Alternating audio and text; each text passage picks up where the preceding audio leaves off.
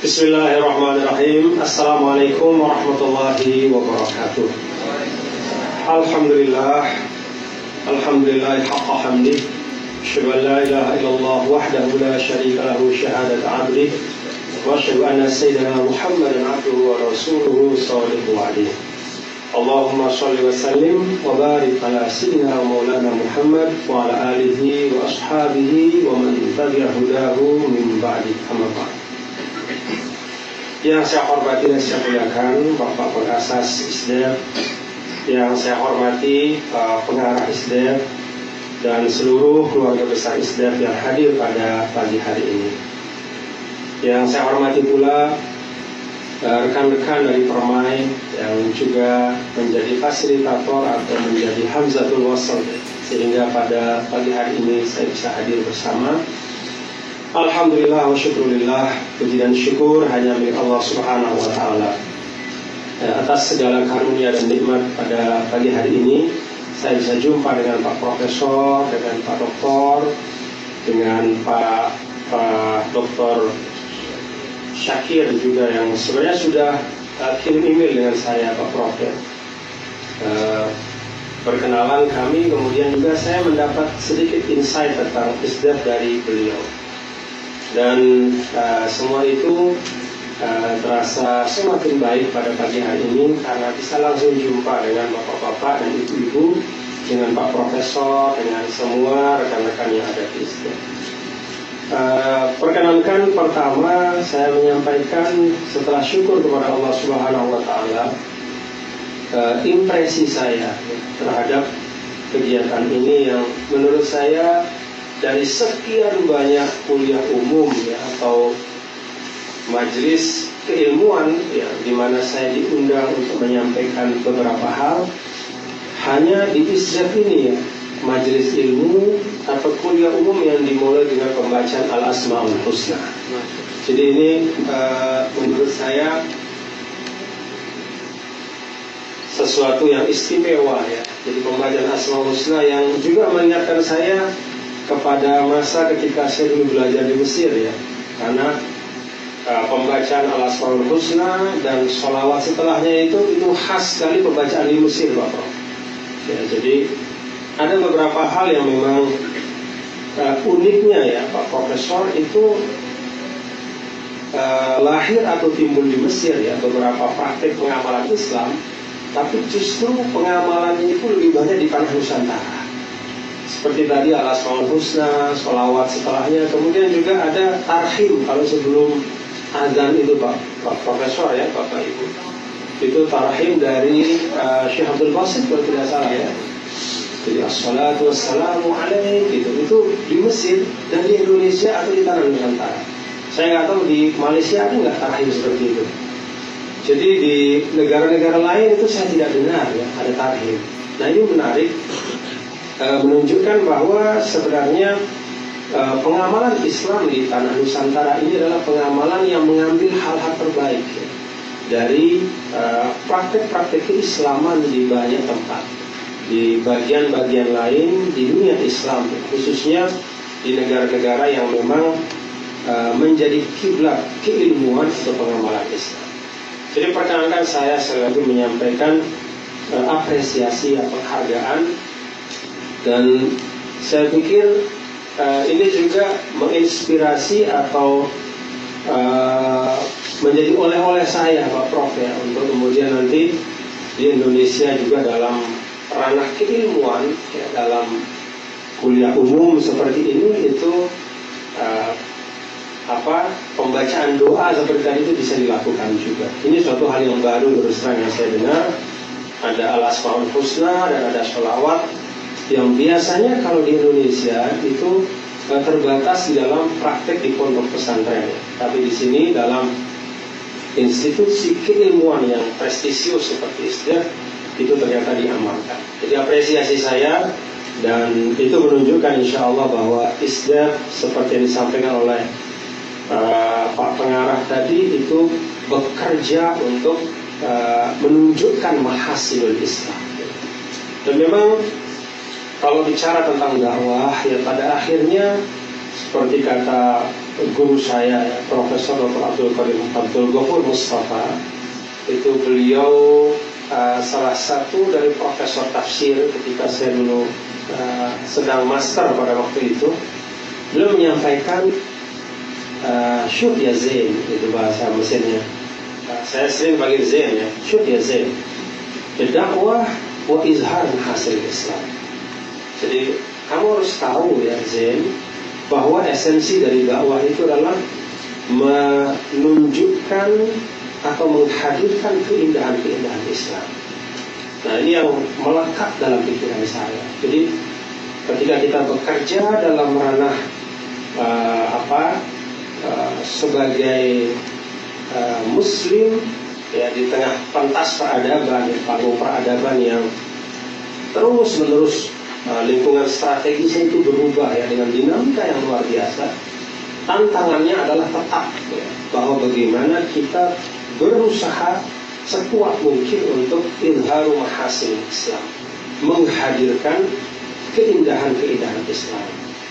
Jadi ini juga pengingat bagi kita semua ya, bahwa dalam situasi global yang seperti sekarang, kadang-kadang kita tanpa sadar ikut dalam gendak orang lain.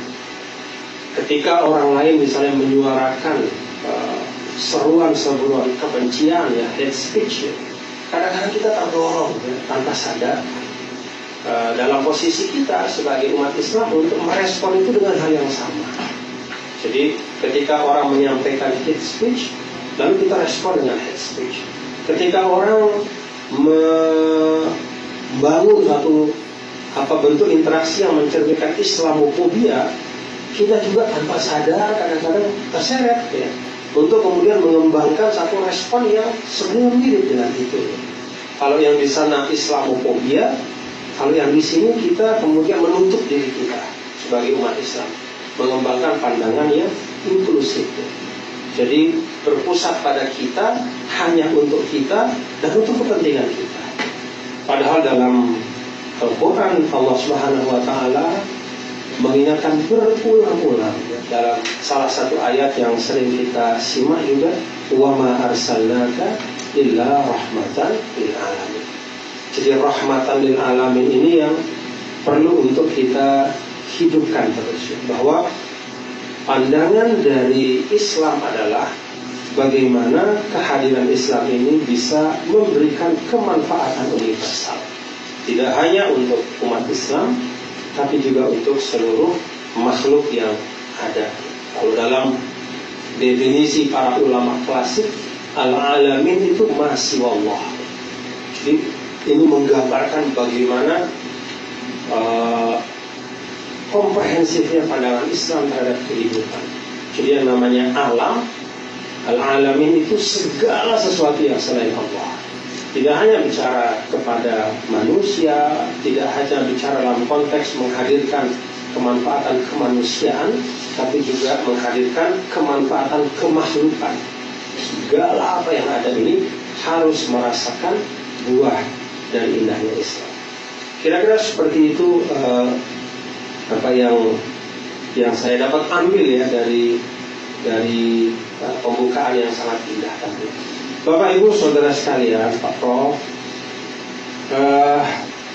tema yang ada di depan ini memang tema yang menarik, dan memang ini satu concern yang menurut saya harus menjadi salah satu concern utama ya, dalam bagaimana kita membangun wacana-wacana keilmuan di tengah-tengah kita. Jadi antara politik, ekonomi dan ekologi. Saya pikir tadi sedikit dengan Pak Dr. Syakir ya, tadi kita sudah diskusi sedikit saja bahwa tiga hal ini memang adalah tiga hal yang tidak bisa dipisahkan.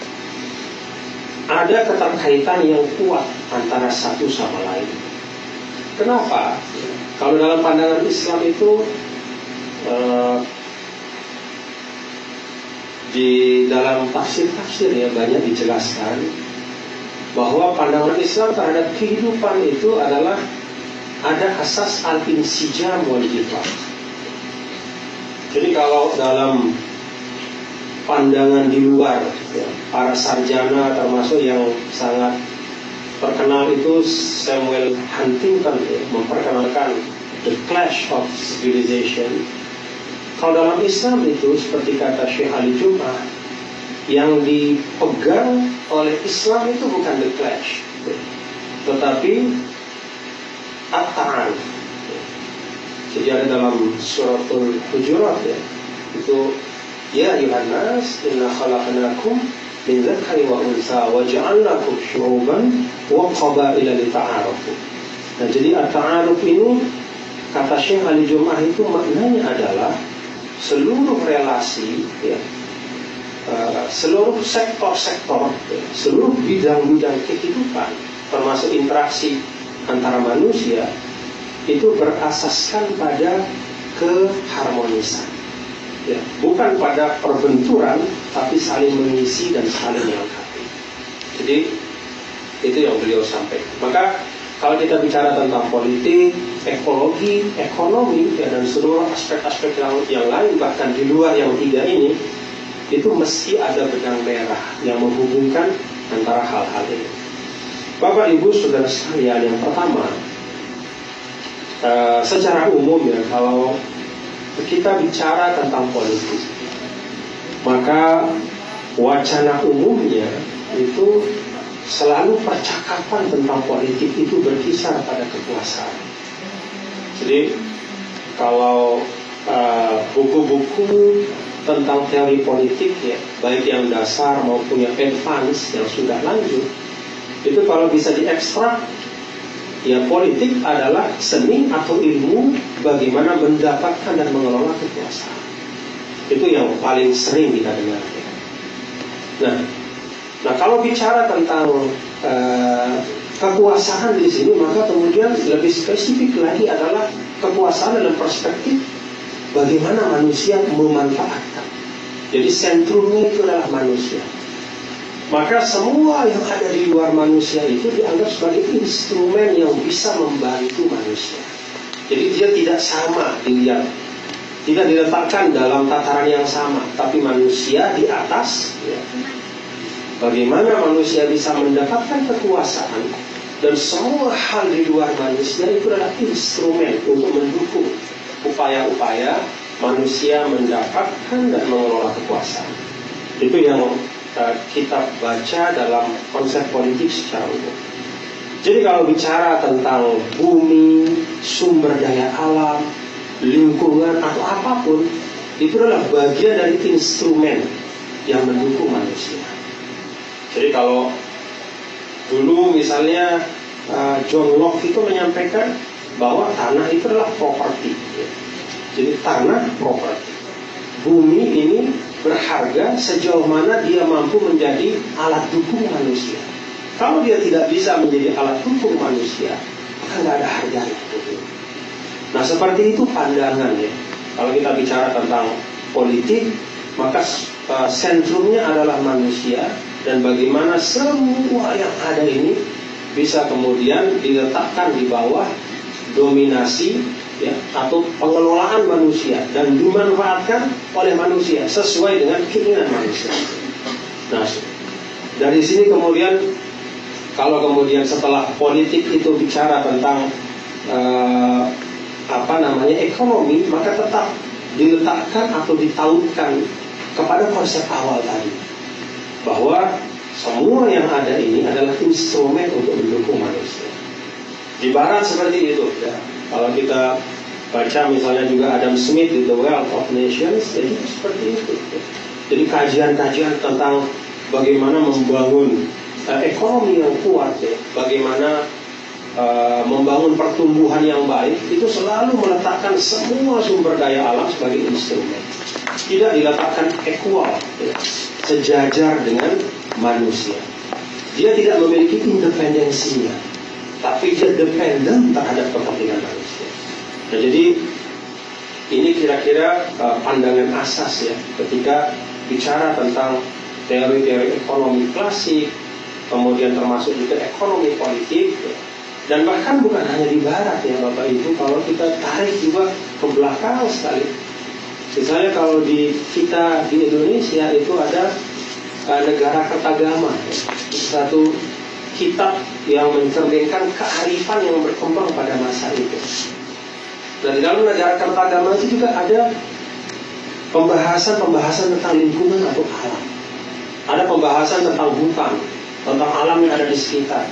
Tapi tetap saja semua pembahasan itu adalah dalam kerangka keseluruhan yang ada ini merupakan alat untuk mendukung kehidupan manusia. Jadi pandangan politik, ekonomi politik itu selalu sentrumnya adalah kepada kepentingan manusia. Yang lain itu adalah, kalau bisa kita katakan, subordinasi dari kepentingan manusia. Dia berada di bawah kepentingan manusia. Semua makhluk selain manusia. Nah, kemudian kalau kita simak bapak-bapak dan ibu-ibu sekalian, pendekatan atau pandangan seperti ini kemudian melahirkan banyak masalah. Betul bahwa kemudian dengan pendekatan ini ada pertumbuhan. Ya, kalau kita catat misalnya dalam tulisan-tulisan para ahli itu, pertumbuhan ekonomi di dunia ini luar biasa. Di seluruh sudut dunia ini ada pertumbuhan. Akumulasi kekayaan yang dikumpulkan oleh manusia itu dengan prinsip politik dan ekonomi politik seperti tadi, itu memang menghasilkan kekayaan. Ada kenyamanan hidup kita, ada kendaraan-kendaraan, alat-alat transportasi, ada kualitas akomodasi, ada kenyamanan hidup yang memang bisa dihadirkan oleh pendekatan itu. Kalau dulu bapak-bapak ibu, kita baca misalnya di dalam Tarikhul Khulafa, di dalam sejarah para khalifah, kekhalifahan yang dulu. Misalnya bahkan kekhalifahan yang terakhir itu Al-Khilafah Al-Utsmaniyah. Kalau kita baca bapak ibu, siapa sih yang bisa menikmati air panas pada waktu itu misalnya? Hanya raja dan orang-orang elit ya. Ada namanya hammam ya. Hammam itu tempat pemandian air panas. Tak bisa rakyat biasa. Tapi sekarang dengan pendekatan ekonomi politik yang ada, dengan mengeksploitasi sumber daya, dengan menggunakan penyelidikan atau riset yang dahsyat, di setiap rumah kita, asal kita punya uang, kita bisa menikmati air panas. Kita mau mandi air panas 24 jam juga bisa. Yang penting ada water heater itu. Jadi nyaman betul hidup kita sekarang. Jauh dibandingkan orang tua kita dulu. Kalau dulu cerita Isra Mi'raj misalnya, Rasulullah SAW digambarkan salah satu yang membuat orang-orang masa itu tidak menerima kisah Isra Mi'raj itu. Peristiwa itu adalah karena mereka tidak bisa membayangkan bagaimana Rasul berangkat dari Masjidil Haram ke Masjidil Aqsa hanya sekejap, hanya beberapa saat. Karena mereka punya gambaran, satu-satunya gambaran bahwa alat transportasi paling cepat itu namanya onta atau kuda. Dan dari satu titik Masjidil Haram ke Masjidil Aqsa itu butuh sekian bulan untuk ditempuh. Kok tiba-tiba Muhammad SAW datang dengan kisah atau peristiwa saya bisa ke situ dalam waktu yang sangat singkat, gak tergambar. Tapi sekarang Bapak Ibu, sekarang walaupun tidak persis sama seperti itu, tapi dengan kemajuan teknologi dan ilmu pengetahuan, saya kemarin pagi jam 7 berangkat dari Lombok, transit di Kuala Lumpur, lalu siang hari juga sampai di Penang. Padahal jaraknya itu ribuan kilometer. Nah, ini satu ilustrasi bahwa memang betul, memang benar ya, empirically ya, secara faktual, semua pendekatan politik, kemudian konsep ekonomi, yang paling utama developmentalism ya, bahwa yang paling penting tumbuh, yang paling penting akumulasi aset, yang paling penting kekayaan meningkat. Benar ya, bahwa konsep-konsep itu telah menghadirkan kenyamanan, telah menghadirkan ruang-ruang kita untuk bisa hidup dengan lebih menikmati kehidupan.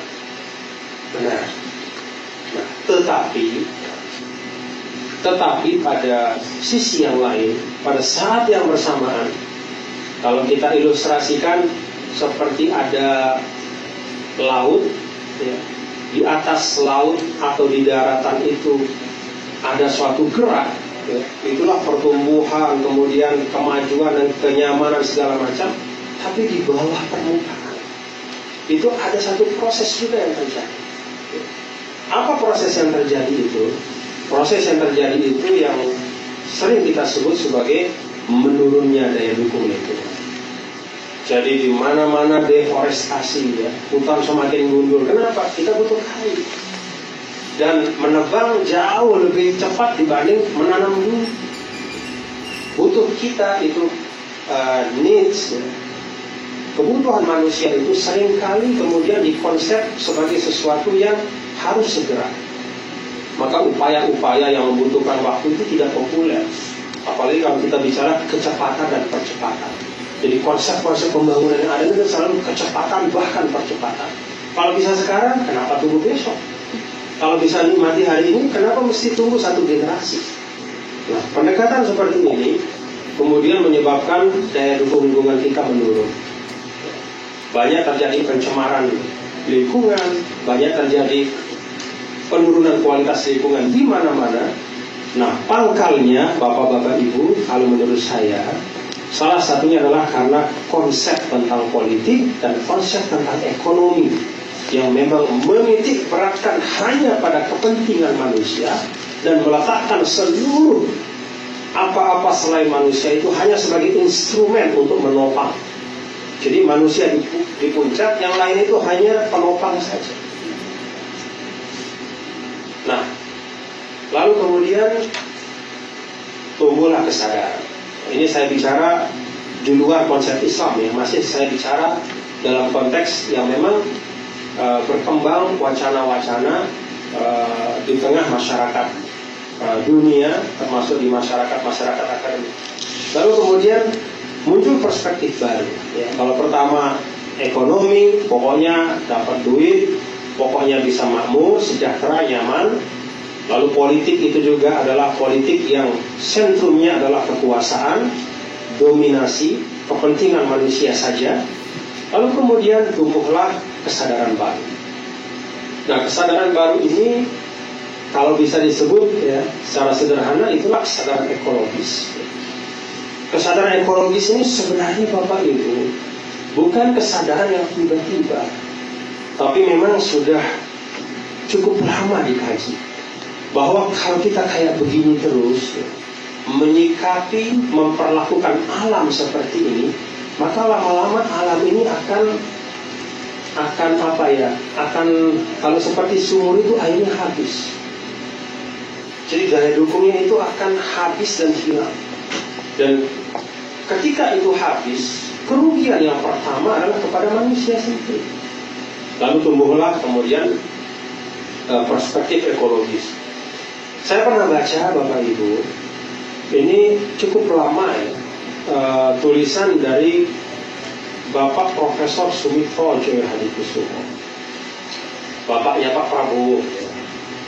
Beliau itu adalah salah satu dari pegawan ekonomi Indonesia. Jadi dulu pada masa Orde Baru itu pegawan ekonomi Indonesia itu ada Pak Sumitro, ada Pak Wijoyo Ningsi Sastro, ada Pak saya lupa ya, ada 3 atau 4 orang. Salah satunya Pak Sumitro. Nah, Pak Sumitro dalam salah satu tulisan itu mengungkap, ya, menyajikan hasil penelitian dari ahli-ahli MIT, ya, Massachusetts Institute of Technology. Jadi penelitian dari para ahli MIT itu dinamakan sebagai teori the limit of growth. Jadi the limit of growth itu kira-kira begini, bahwa pertumbuhan ekonomi dan pertumbuhan penduduk yang seperti sekarang ini, kalau dibiarkan seperti ini, maka akan mencapai titik di mana bumi ini tidak bisa menampung pertumbuhan. Jadi kalau air ditumpah ke gelas, maka ada titik di mana air itu kalau sudah sampai di ujung gelas, maka dia akan tumpah.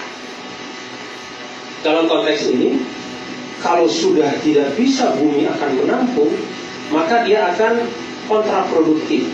Yang terjadi adalah reverse proses. Kalau proses yang diharapkan itu adalah develop, membangun, semakin bagus, maka ketika sudah sampai ujung, dia akan reverse. Dia akan sebaliknya, dia menggerogoti. Nah, ini teori dari para ekonom dan para ahli yang IT itu tahun 72. Jadi 1972 itu sudah lahir sebenarnya teori the limit of growth.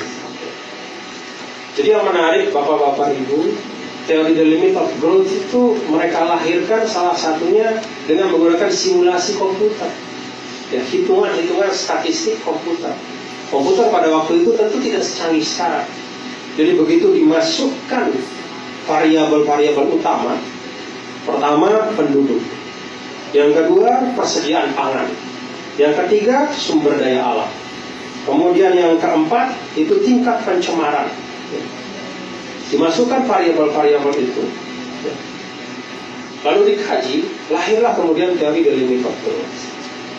Apa rekomendasi mereka setelah mengeluarkan teori ini? Rekomendasi mereka adalah harus ada zero growth. Jadi udah gak usah kita bicara tentang pertumbuhan. Sekarang kita nolkan pertumbuhan, tapi bagaimana kita menata kembali alam ini supaya kemudian kita bisa sampai pada titik keseimbangan, ya, di mana alam ini bisa memberikan daya dukung tidak hanya untuk saya, Anda dan kita semua, tapi untuk anak cucu kita. Nah, jadi bahasa sederhananya seperti itulah ya. Artinya Bapak Ibu, dalam masa yang demikian luar biasa ya, pembangunan di mana-mana, itu saya sudah tumbuh kesadaran ya, bahwa tidak bisa dibiarkan kayak begitu. Tidak bisa dibiarkan hutan-hutan kita terbagi terus. Tidak bisa dibiarkan pembangunan ya, pusat-pusat perumahan dan pemukiman-pemukiman itu dilaksanakan di mana saja. Karena begitu dibangun rumah, pemukiman di suatu tempat yang di situ sebenarnya merupakan daerah resapan, yang terjadi apa? Yang terjadi akan kekurangan kesuburan. Kekurangan kesuburan itu artinya apa? Kekurangan sumber daya pangan.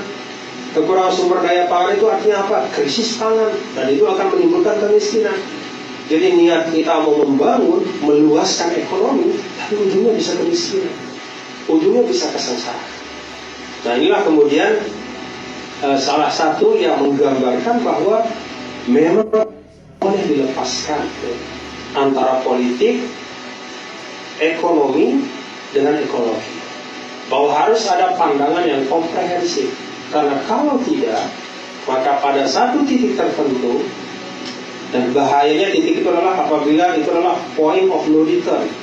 Point of no return itu kita mau perbaiki tapi udah gak bisa. Itu yang paling bahaya. Jadi sebelum sampai pada point of no return, mari kita konsep ulang. Nah, Bapak Ibu Saudara sekalian, ketika bicara tentang konsep ulang, kita perlu menengok tentang bagaimana Islam berbicara tentang konsep-konsep ini. Bagaimana Islam bicara tentang politik? Apakah politik itu adalah sebatas seni dan ilmu untuk mendapatkan dan mengelola kekuasaan? Ataukah ada yang lebih dari itu? Nah, kalau kita baca dalam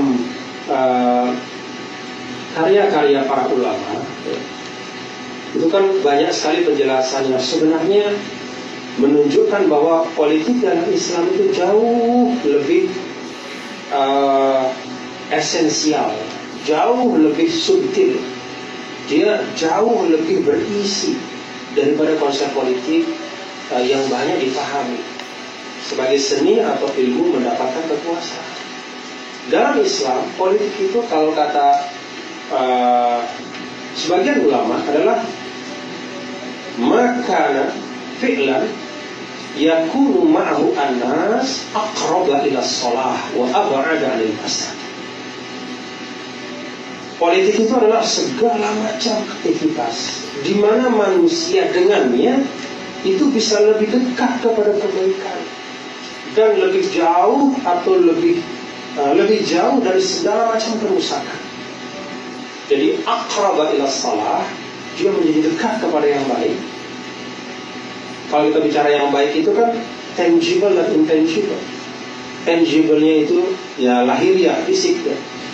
Dunianya semakin makmur, tanah makin subur, kemudian juga sekolah-sekolah dibangun dengan baik, pendidikan, kesehatan. Apa intangible? Intangible meaning values. Ada nilai-nilai yang juga berkembang dengan baik. Di situ ada nilai keadilan, kesejahteraan, kemaslahatan. Jadi politik tidak lepas ya, dari aspek bagaimana menghadirkan kebaikan. Menghadirkan kebaikan. Dan kalau kita letakkan dalam kerangka pemahaman ini, maka politik itu adalah juz'un minad dakwah. Itu adalah bagian dari dakwah.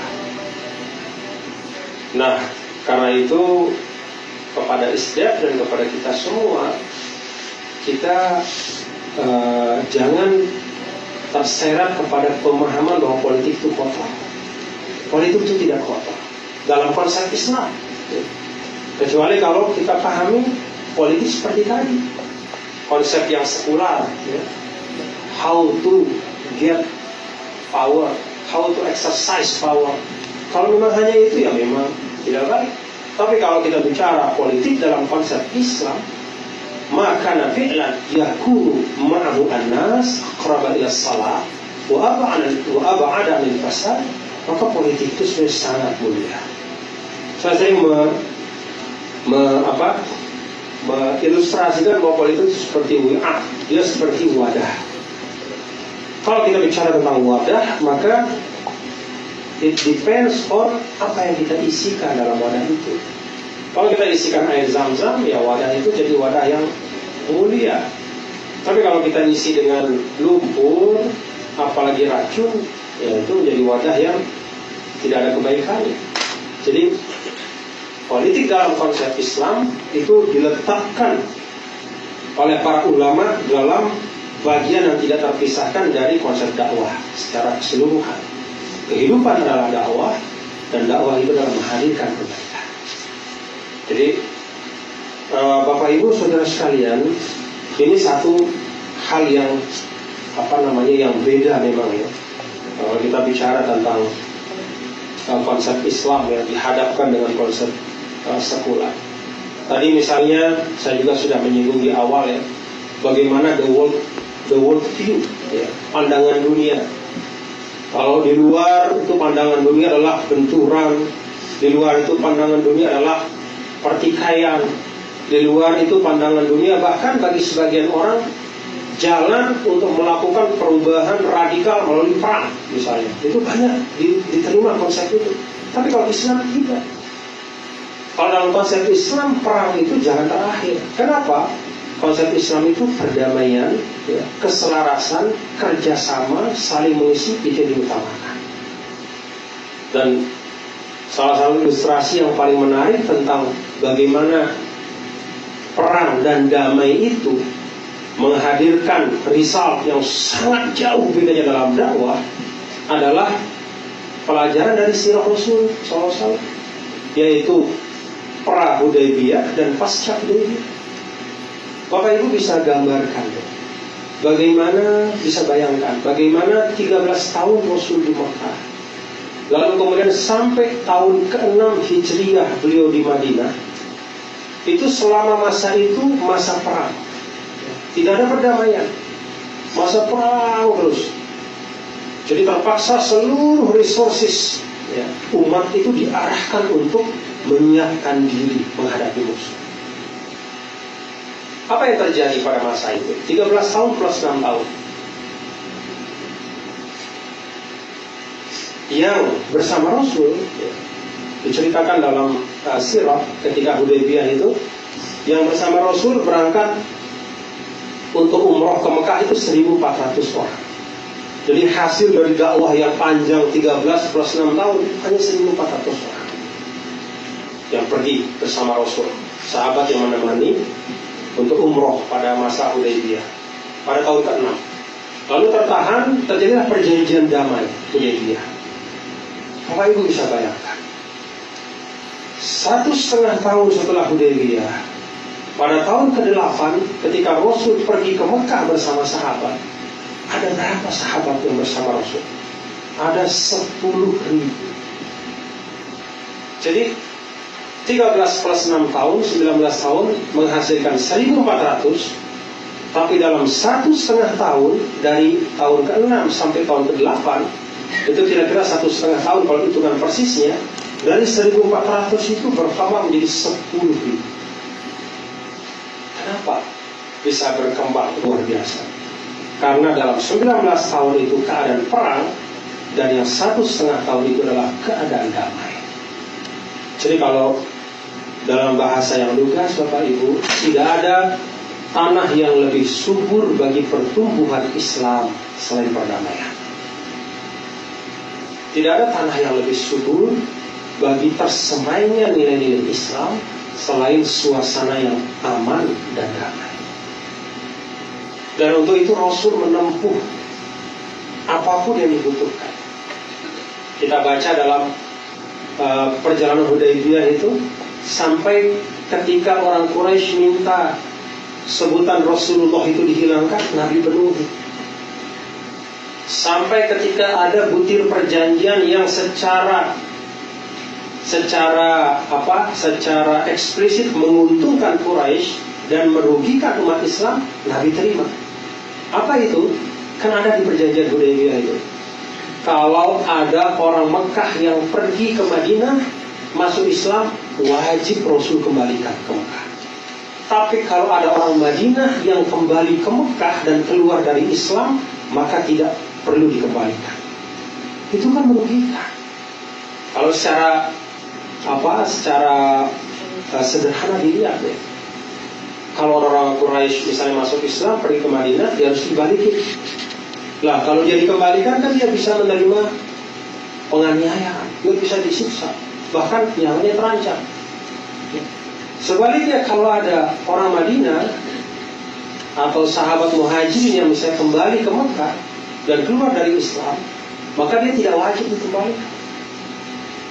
Kalau dihitung dari hitungan kalau ekonomi itu cost benefit ya Pak Prof ya, untung rugi, ini rugi.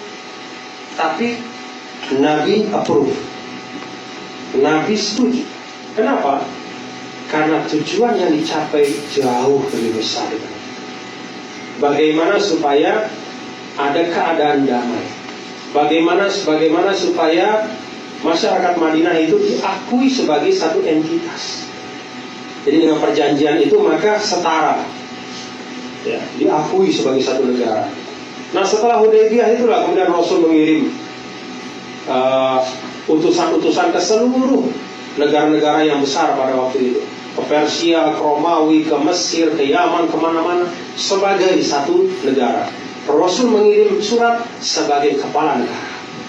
Artinya apa Bapak Ibu?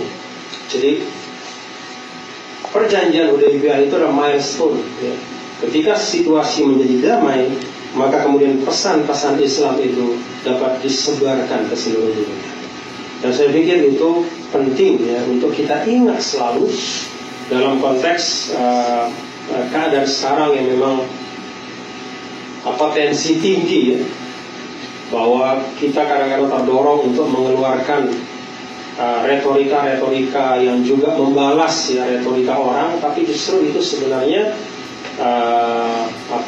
tidak banyak manfaatnya untuk dakwah atau untuk kemajuan umat. Nah Bapak Ibu saudara sekalian, kalau dalam konteks politik ya seperti itu konsep Islam. Ekonomi juga seperti itu. Dan ketika bicara tentang ekologi, sebenarnya ada hal yang dalam Islam itu memang beda diametralnya. Kalau di dalam konsep politik ekonomi di luar sekular, itu kepentingan manusia itu adalah segala-galanya. Yang lain itu adalah instrumen untuk mencapai itu. Tapi dalam Islam tidak seperti itu. Dalam Islam Pertama, Bapak Ibu, prinsip interaksi manusia dengan lingkungan, bahkan dengan makhluk yang lain, apa yang ada di sekitar kita, itu relasinya adalah relasi apresiatif, di atas eksploitatif. Jadi kalau konsep luar itu relasinya adalah relasi eksploitatif, kalau dalam Islam itu relasinya di atas eksploitatif. Eksploitatif itu artinya kita pakai, kita gunakan. Di atas itu ada relasi atau prinsip apresiatif. Arti prinsip apresiatif ini adalah semua yang ada itu dihargai dan dijaga. Maka tercermin ya Bapak Ibu, misalnya dalam fikih ya. Dalam fikih itu ada namanya al-ma'ul musta'mal. Al-ma'ul musta'mal itu adalah air yang sudah dipakai ya, atau air yang berubah warna, bau ya, warnanya, baunya atau rasanya. Itu nggak bisa untuk mensucikan. Jadi air yang bisa mensucikan itu adalah air yang masih pada keadaan asalnya. Air yang memang seperti itulah diciptakan oleh Allah. Maka kalau kita kaitkan dengan konsep Islam bahwa umat Islam itu harus dalam keadaan bersih dan suci, kewajiban kita untuk menjaga semua sumber daya air itu untuk tidak tercemar. Ini bagian dari implementasi konsep atau prinsip apresiatif tadi. Jadi kita menjaganya, kita mengapresiasinya, karena dengan menjaga dan mengapresiasinya itulah maka Islam kita akan menjadi lebih utuh dan sempurna. Kalau kita membiarkan dia tercemar, ibadah kita akan kesulitan. Kita akan sulit wudhu karena airnya sudah tercemar. Kita tidak bisa mensucikan diri kita, padahal mensucikan diri itu bagian dari syarat beberapa ibadah yang paling penting dalam Islam, karena lingkungan sudah tercemar dan polusi. Nah ini bagian Bapak Ibu yang penting untuk kita sadari ya, prinsip apresiatif. Nah dalam konteks ini ada satu ayat yang menurut saya perlu kita diskusikan pemahamannya. Ayat itu adalah ayat yang sering dipahami sebagai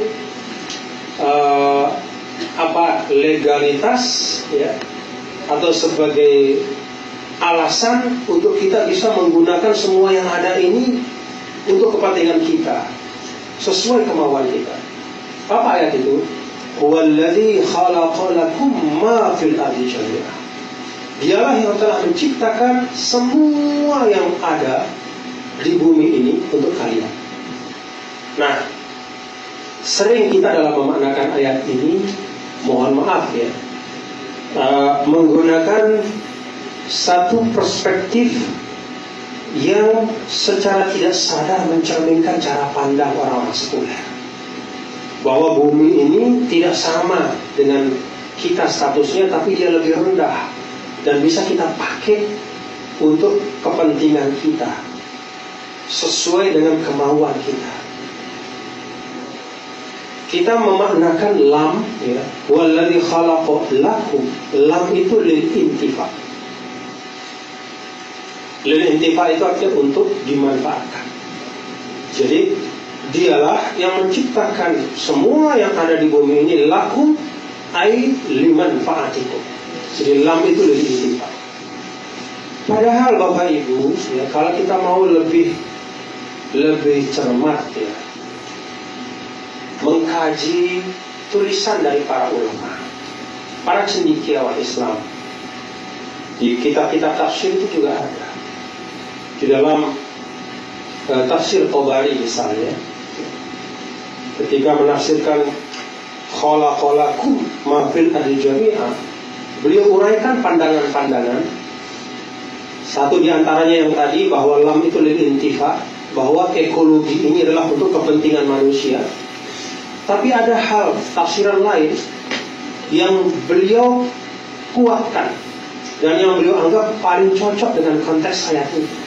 Apa tafsiran itu? bahwa lam itu bukan lil intifa, tapi lil i'tibar. Jadi Allah Subhanahu wa ta'ala menciptakan semua yang ada di sekitar kita, lingkungan ini, lil i'tibar, untuk menjadikannya bahan pelajaran. Dari bumi yang indah ini kita bisa mengambil argumentasi keberadaan Allah. Dari bumi yang indah dengan semua yang ada ini, kita bisa membangun satu konsep interaksi yang menjaga kehormatan seluruh makhluk-makhluk Allah.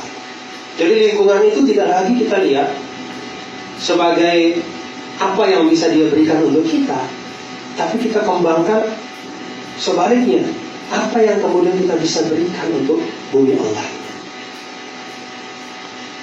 Tidak lil intifa, tapi lil i'tibar. Nah, lil i'tibar itu kan seperti tadi, bagaimana kemudian bumi ini bisa menjadi wajah dari kesempurnaan Allah. Kan kita bisa mengambil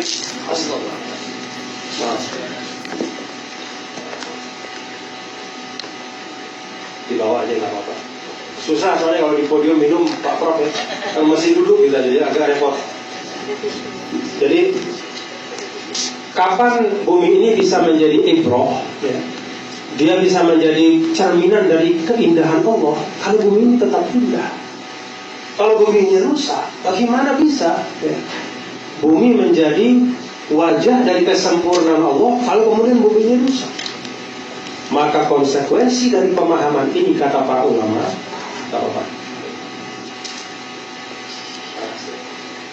konsekuensi dari pemahaman ini, kata para ulama, bahwa bumi ini harus dirawat dan dijaga. Karena dalam bentuknya yang terawat itulah dia bisa memberikan pelajaran betapa maha kuasa dan sempurnanya Allah. Jadi ini prinsip pertama di dalam pandangan Islam. Hubungan manusia dengan lingkungan, dengan makhluk yang ada di sekitarnya bukanlah eksploitatif.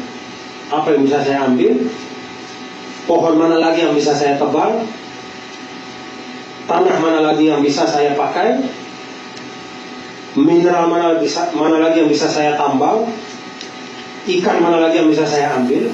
Tidak hanya itu, tapi apresiatif.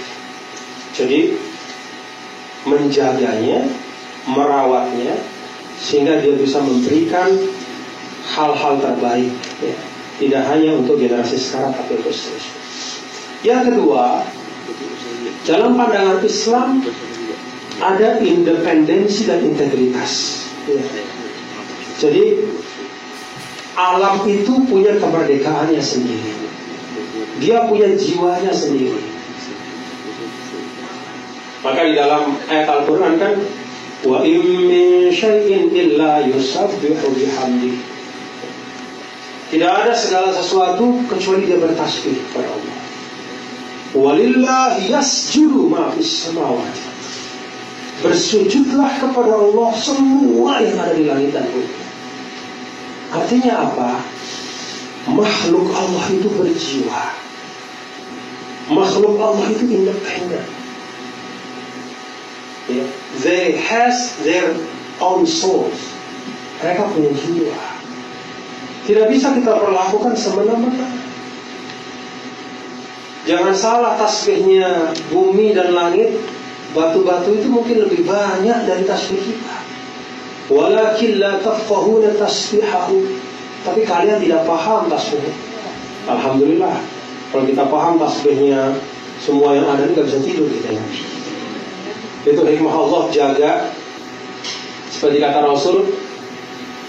Jadi penelitian dari para ulama itu, para ahli, bahwa telinga manusia itu hanya bisa mendengar dalam gelombang sekian desibel sampai sekian desibel. Lebih atas, lebih rendah nggak bisa dengar. Syukur.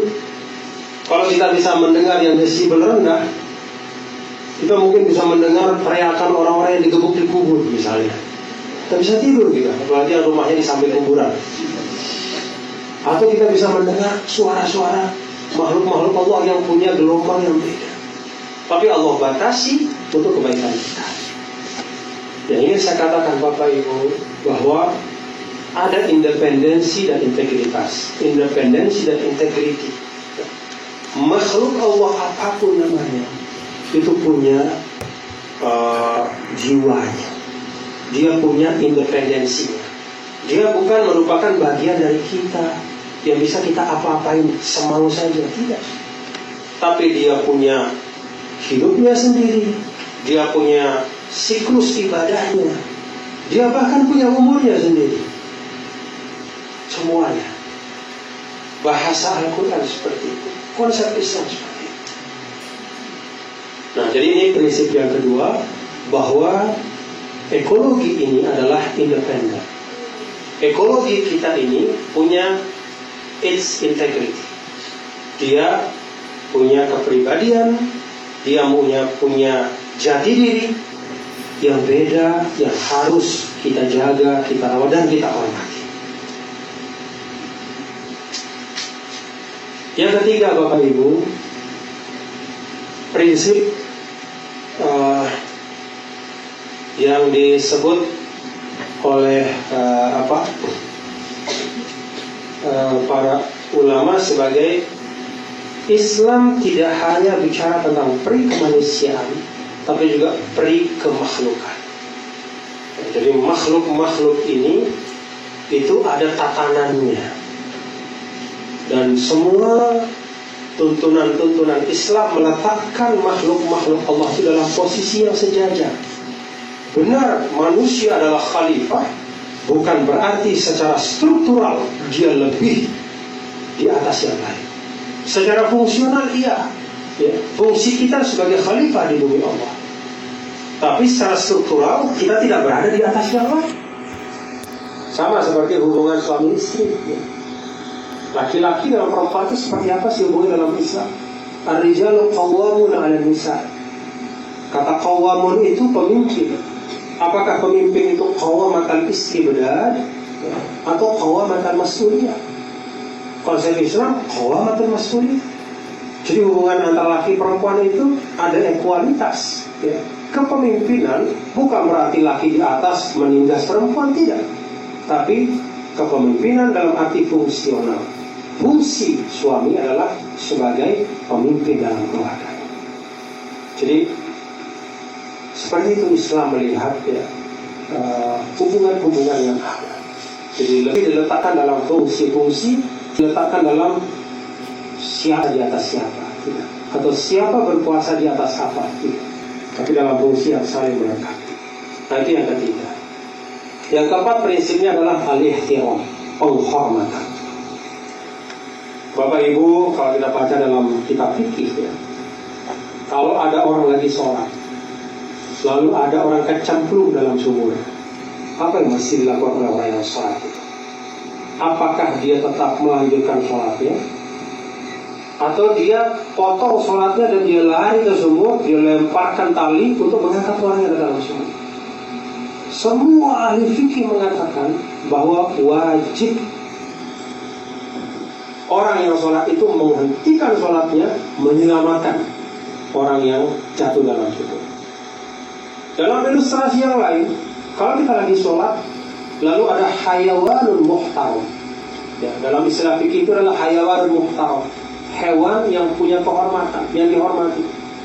Nah, bukan hewan yang misalnya yang membunuh, ya, tapi hewan yang biasa yang berada di tengah kita, di sekitar kita, seperti kucing misalnya.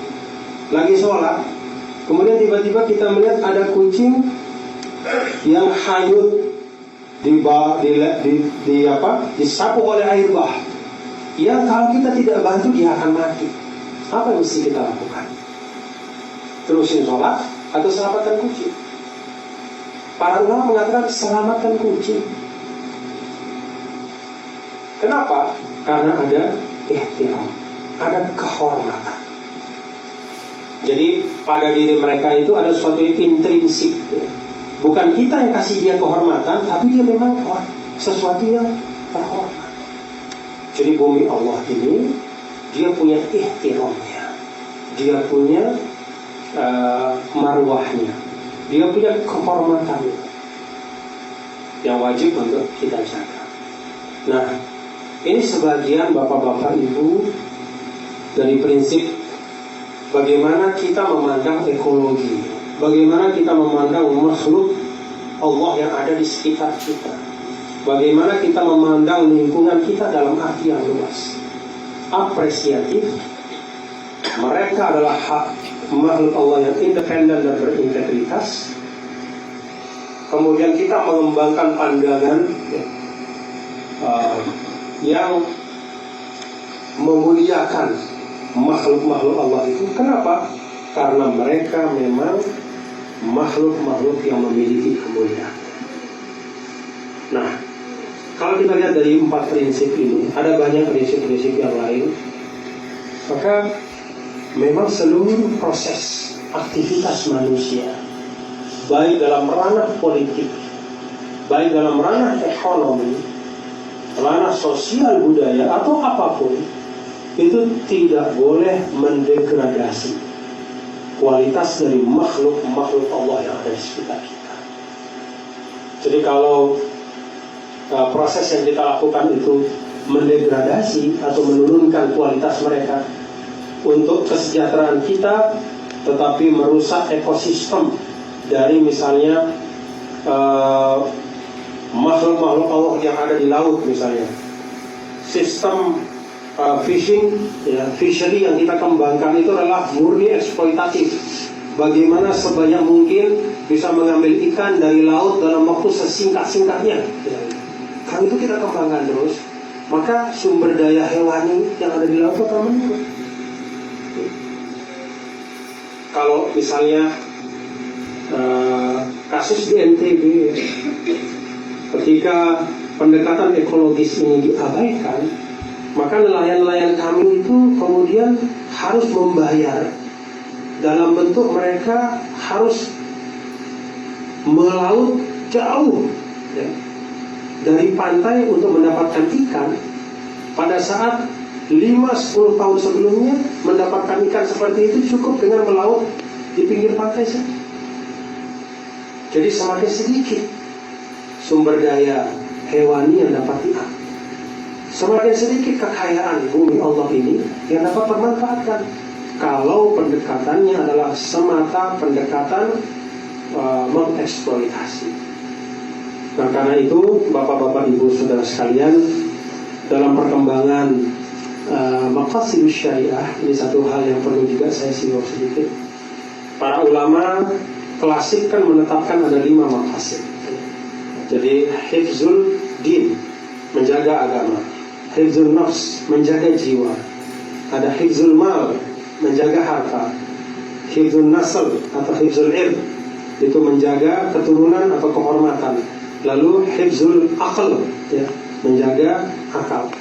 Maka sekarang ketika melihat tendensi bahwa banyak pendekatan kita sebagai manusia dalam membangun bumi Allah ini, di dalam membangun peradaban, membangun negara, membangun bangsa, itu mengabaikan aspek lingkungan, maka sekarang sudah mulai ada wacana. Setahu saya di Timur Tengah juga sudah mulai para ulama berbicara tentang al-maqsid as-sadis. Jadi prinsip yang ke-6 yaitu hifzul bi'ah, yaitu menjaga lingkungan.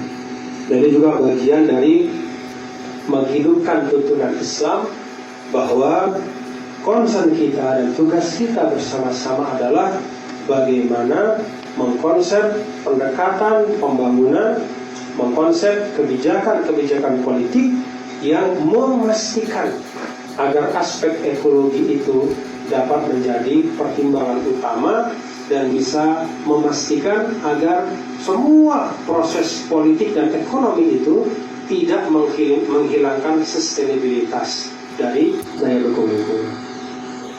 Sekali lagi, dalam konsep Islam, bumi yang ada sekarang, yang ada di sekitar kita ini, bukanlah warisan yang kita terima dari bapak ibu kita, tapi amanah dari generasi yang akan datang yang ada di pundak kita.